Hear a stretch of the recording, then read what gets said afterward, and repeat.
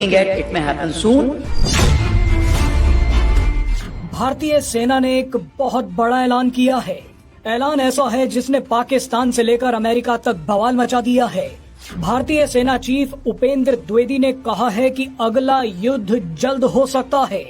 इस बयान के साथ साथ उपेंद्र द्विवेदी ने एक बड़ा रणनीतिक दांव खेलते हुए हमास पर भी ऐसा बयान दे दिया जिसने इजराइल को भी हैरान कर दिया है।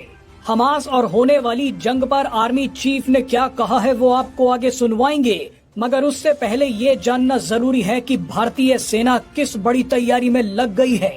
यहाँ हमारी देश के एक एक व्यक्ति से अपील है कि भारतीय सेना और भारत के साथ आप खड़े रहें। सेना और सरकार पूरी मजबूती के साथ पाकिस्तान जैसे आतंकी देश और अमेरिका जैसे गद्दार पार्टनर से भिड़ रही हैं।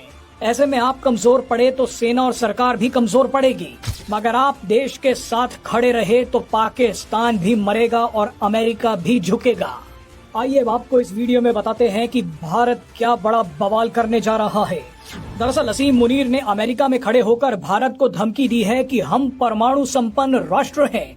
अगर हमें लगा कि हम डूब रहे हैं तो हम आधी दुनिया को साथ लेकर डूबेंगे। भारत के साथ भविष्य में युद्ध होता है और उसमें पाकिस्तान के अस्तित्व पर खतरा मंडराता है तो हम पूरे क्षेत्र को परमाणु युद्ध में झोंक देंगे। ये बयान आतंकी देश पाकिस्तान के आर्मी चीफ असीम मुनीर ने अमेरिका में खड़े होकर दिया है। असीम मुनीर ने आगे कहा कि अगर भारत ने सिंधु नदी पर बांध बनवाया तो हम भारत पर 10 मिसाइलों से हमला कर देंगे। हमारे पास मिसाइलों की कमी नहीं है।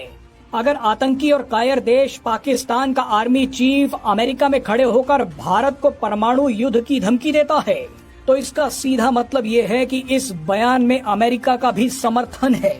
मगर अब भारत एक्शन मोड में आ चुका है। सबसे पहले तो भारतीय विदेश मंत्रालय ने पाकिस्तान का ये बयान सुनकर दुनिया को चौकन्ना होने के लिए बोल दिया है। भारतीय विदेश मंत्रालय ने कहा है कि जिस देश की सेना आतंकियों के साथ मिली हुई है उस देश के हाथ में न्यूक्लियर हथियार होना खतरनाक है। विदेश मंत्रालय ने अमेरिका की तरफ इशारा करते हुए कहा कि जिस देश को हम अपना दोस्त मानते रहे हैं वहीं खड़े होकर असीम मुनीर ने हमें ये धमकी दी है, लेकिन हम साफ कर दे कि हमें परमाणु धमकी से कोई फर्क नहीं पड़ेगा। इसी बीच भारतीय सेना प्रमुख उपेंद्र द्विवेदी का एक धमाकेदार बयान आ गया। उपेंद्र द्विवेदी ने कहा कि अगला युद्ध जिसकी हम कल्पना कर रहे हैं वो जल्द ही हो सकता है। हमें उसके अनुसार तैयारी करनी होगी और इस बार हमें मिलकर ये लड़ाई लड़नी होगी। उपेंद्र द्विवेदी ने ये बयान देते देते हमास को भी आतंकी संगठन बोला है। ये इसलिए महत्वपूर्ण है क्योंकि भारत ने हमास को अभी तक आतंकी संगठन नहीं घोषित किया है, लेकिन अब शायद भारत की पॉलिसी बदल रही है। जिस तरह से हमास ने पीओके में पाकिस्तान के आतंकी संगठनों से मुलाकात की तो उसने भारतीय सेना को भी चौकन्ना कर दिया।